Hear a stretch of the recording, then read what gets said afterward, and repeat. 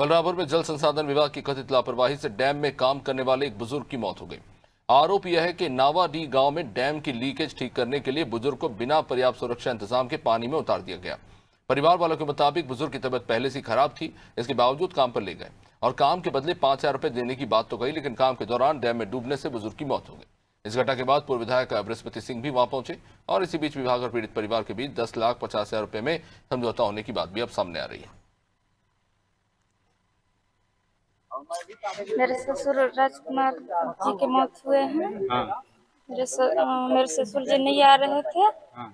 जबरदस्ती बुलवाए, बांध के साहब बुलवाए थे। हाँ। तो मेरे ससुर जी बोल रहे थे कि मैं नहीं जाने पाऊंगा। जबरदस्ती बोले कि नहीं 500 दिलवाएंगे, चलो इसे। फिर बोले कि नहीं 1,000 दिलवाऊंगा मैं इसे। फिर बोले 5,000। फिर खाना खा रहे थे, फिर उठे और चल दिए, ले लाए। उन्होंने बोला कि कौन व्यक्ति अंदर आ सकता है करके, कौन जा सकता है, पत्थर उस पर बीच में डिस्टर्ब कर रहा था। तो राजकुमार मरावी उर्फ चरकू को बुलाया गया। चरकू आने से मना कर रहा था। चरकू बोल रहा था मैं नहीं जाऊंगा, मेरा शरीर थक गया है। तो उसको पैसे का लालच दिया गया।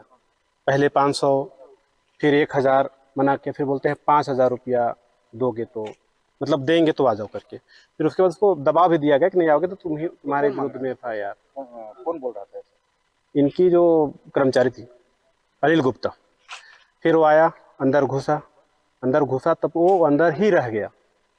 FIR दर्ज होगा। हमारी मांग थी, हमारी 3 मांग थी। FIR विभाग के कर्मचारियों पे, दूसरी मांग थी उसको कलेक्टर प्रति मानदेय के हिसाब से उसको नौकरी पे रखना। दूसरी चीज़ें उसकी थी हमारी की इसको मुआवजा राशि दिया जाए। इनकी मांगे थी, कुछ नौकरी की मांग थी और कुछ आर्थिक मुआवजे की मांग थी।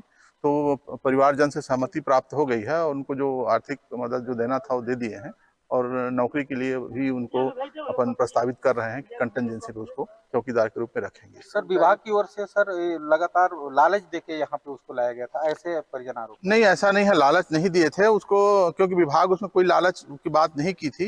यहाँ गांव का जो आदमी था वो उसको बुलाया था, क्योंकि विभाग के लोग उसको नहीं जानते भी नहीं थे, पहचानते भी नहीं थे। विभाग का ही जो गांव का ही जो आदमी था कृष्णा गुप्ता, उसके द्वारा उसको बुलाया गया था।